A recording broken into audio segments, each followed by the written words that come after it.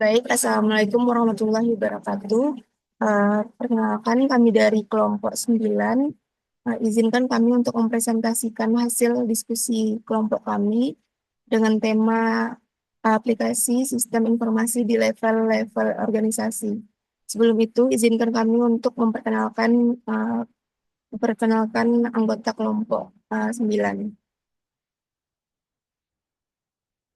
Yang pertama yaitu Futi Kamsyah dengan NIM 22059015. Yang kedua yaitu Izzatul Silmi dengan NIM 22059019. Dengan uh, dan selanjutnya saya sendiri Nabila Alfaridzi dengan NIM 22059209.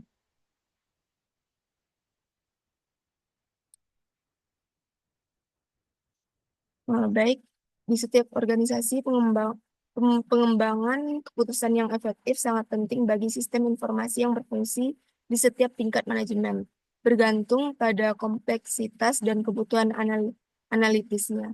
Keputusan dapat berupa terstruktur, semi terstruktur, atau tidak sama sekali. Seiring kemajuan teknologi, sistem informasi dikembangkan untuk memenuhi kebutuhan khusus di berbagai tingkat organisasi. Yang pertama yaitu tingkat operasional disediakan oleh sistem pemrosesan transaksi atau SPT. Yang kedua yaitu tingkat manajemen menengah, terdiri dari sistem pendukung keputusan atau DSS. Sistem pakar dan sistem pendukung keputusan kelompok atau GDSS.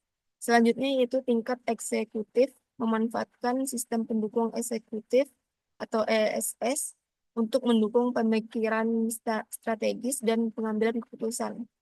Memahami jenis keputusan dan implementasi sistem informasi di setiap tingkat sangat penting untuk meningkatkan efektivitas dan efisiensi setiap organisasi. Selanjutnya akan dijelaskan oleh teman saya Futi Kamsyah. Kepada Futi Kamsyah dipersilahkan.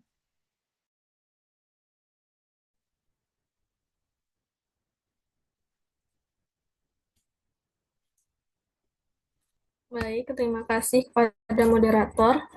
Materi yang pertama yaitu konsep keputusan terstruktur, semi terstruktur, dan tidak terstruktur. Yang pertama yaitu keputusan terstruktur. Memiliki langkah penyelesaian yang tetap dan teratur.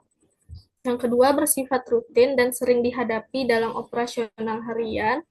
Biasanya ditangani oleh manajemen tingkat bawah. Contohnya seperti pemesanan barang dan juga penagihan piutang. Next. Yang kedua ada konsep keputusan semi terstruktur, yaitu sebagian prosedur penyelesaiannya sudah jelas, sebagian lagi memerlukan analisis tambahan, lalu cenderung lebih rumit dan membutuhkan perhitungan yang mendalam, dan diperlukan kombinasi prosedur standar dan pertimbangan manajerial, contohnya seperti pembelian sistem IT baru, keputusan alokasi dana promosi.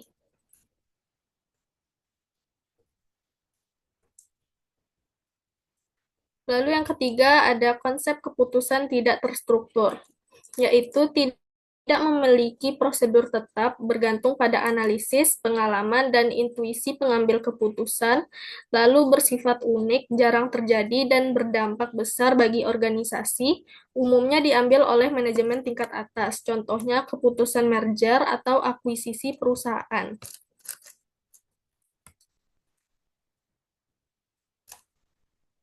Next. Lalu materi yang kedua yaitu sistem informasi di level manajemen bawah. Sistem pemrosesan transaksi SPT atau TPS adalah sistem komputer yang mengelola transaksi bisnis harian. Contoh transaksi meliputi penjualan barang, penjualan gaji, dan penjualan inventaris. Ini bertujuan untuk memastikan bahwa semua transaksi berjalan lancar dan untuk memantau pertanyaan standar. Dimanfaatkan oleh yang pertama yaitu manajer operasional untuk mengawasi proses harian, yang kedua pekerjaan produk dan layanan untuk entry data dan eksekusi transaksi, lalu untuk pekerjaan data yaitu untuk pengumpulan informasi, analisis, dan juga pelaporan.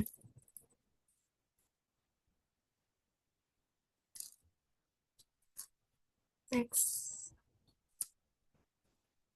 Lalu materi ketiga yaitu sistem informasi di level manajemen menengah atau DSS atau Decision Support System. SPK merupakan sistem yang dapat membantu dalam pengambilan keputusan manajemen dalam mengkombinasikan data, model-model analitik dan peranti, dan perangkat lunak yang ramah penggunaan dalam satu sistem yang berdaya guna yang bisa mendukung pengambilan keputusan semi terstruktur dan tidak terstruktur. Sistem pendukung keputusan atau SPK ini memfasilitasi pengembangan keputusan, mengintegrasikan data, model analitis, alat bantu keputusan, dan antarmuka yang mudah digunakan. Nah, DSS ini lebih kuat dari SIM karena yang pertama, memanfaatkan data internal dan eksternal, lalu menyediakan pemodelan dan analisis mendalam. Tujuan dari DSS sendiri yang pertama membantu memecahkan masalah semi terstruktur, yang kedua mendukung penilaian manajer tetapi tidak menentangnya, lalu menekankan pada efektivitas daripada efisiensi.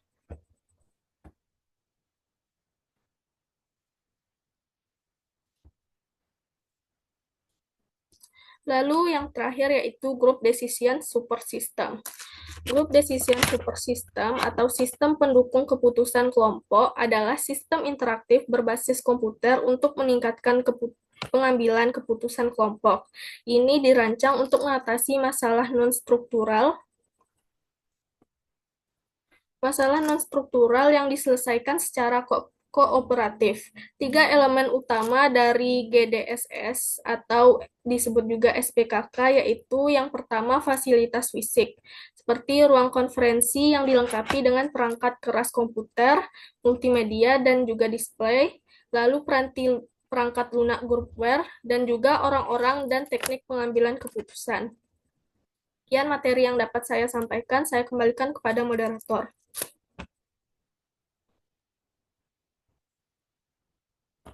Baik, terima kasih kepada Putri. Materi selanjutnya akan disampaikan oleh Zatul Silmi. Kepada Zatul Silmi, disilahkan.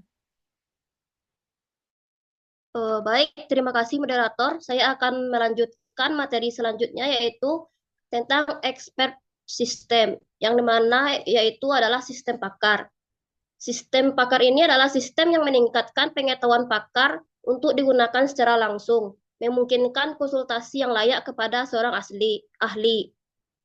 Kelebihan sistem pakar ini yaitu yang pertama selalu tersedia, konsisten dan tidak terlalu dramatis. Pengetahuan dapat diungkapkan dalam jumlah yang besar dan meningkatkan kualitas keputusan. Adapun kekurangan dari sistem pakar ini yaitu tidak dapat mendukung analisis khusus subjek, basis pengetahuannya terbatas, dan tidak semua aspek bisnis cocok. Contoh dari sistem pakar ini yaitu MYChin, yang artinya diagnostik medis atau penjualan komputer, atau Excel. Yang terakhir yaitu prospektor atau eksplorasi mineral. Next, moderator. Selanjutnya yaitu Group Decision Support System atau sistem pendukung keputusan kelompok. Adalah sistem interaktif berbasis komputer untuk meningkatkan pengambilan keputusan kelompok. Dirancang untuk mengatasi masalah non-struktural yang diselesaikan secara kooperatif. Tiga elemen utama dari GDSS ini yaitu yang pertama fasilitas fisik, ruang konferensi dengan peralatan multimedia dan layar. Yang kedua perangkat lunak kolaboratif atau groupware. Dan yang terakhir partisipan yaitu keputusan pengambil keputusan kelompok ditambah teknik pengambilan keputusan. Next, moderator. Selanjutnya yaitu sistem informasi di level atas manajemen atau Executive Support System. ESS adalah sistem informasi yang dirancang untuk mendukung keputusan manajer senior, membantu menyelesaikan masalah yang tidak terstruktur dengan baik dan strategis, menyediakan data yang difilter dari DSS, MIS, dan sumber eksternal. Fitur utamanya yaitu integrasi portal web, analisis data ringkas menggunakan kemampuan drill down, dan analisis grafis berdasarkan produk, waktu, wilayah, dan lain-lain. Selanjutnya, Fungsi dan peran ESS dalam organisasi. ESS memiliki peran penting dalam membantu manajemen puncak untuk memantau kinerja organisasi secara menyeluruh. Selain itu, ESS juga berfungsi untuk melacak aktivitas pesaing, memantau perkembangan tren pasar, serta mengidentifikasi masalah maupun peluang yang muncul. Dalam konteks strategi, ESS memungkinkan integrasi data dari berbagai sistem, lalu memprosesnya menggunakan alat analisis yang sederhana dan mudah digunakan. Melalui dukungan ini, manajemen dapat mengambil keputusan strategis dengan lebih cepat, berbasis informasi yang akurat dan relevan. Selanjutnya, yaitu hubungan keunggulan kompetitif EIS versus ESS. EIS adalah analisis informasi tanpa otomasi kantor, sedangkan ESS adalah integrasi informasi plus otomasi kantor.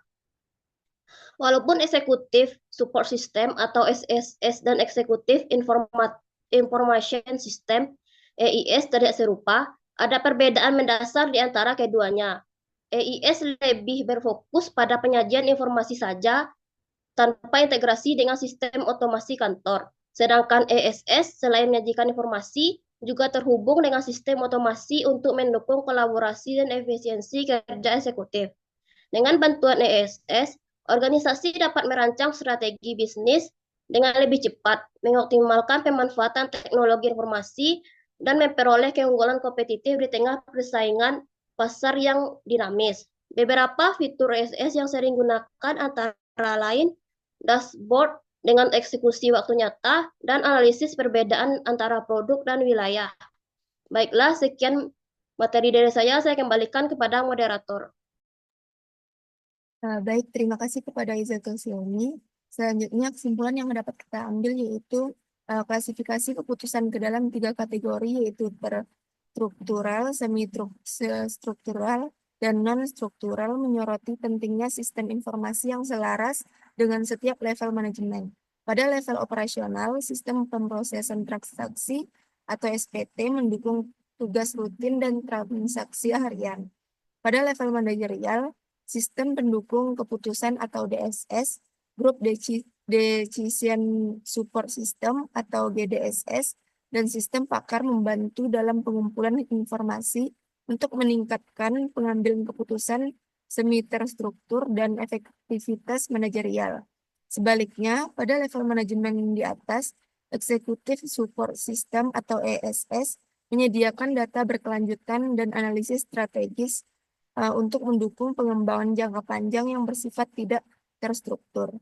Sistem informasi yang tepat di setiap level organisasi sangat penting untuk meningkatkan efektivitas operasional, menyempurnakan analisis manajerial, dan meningkatkan daya saing dalam transaksi bisnis. Baik, hanya itu yang dapat kami presentasikan. Jika ada salah, mohon dimaafkan. Kami tutup. Assalamualaikum warahmatullahi wabarakatuh.